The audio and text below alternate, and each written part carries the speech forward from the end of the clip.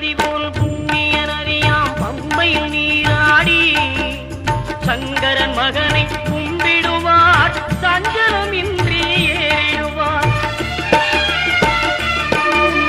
நீலிமலை ஏற்றம் சிவபாலனும் ஏற்றிடுவார். காலமெல்லாம் நமக்கே அருள்காவலனாயிருப்பார். தேகபலம் தா பாதபலம் தா தேகபலம் தா பாதபலம் தா தேகபலம் தா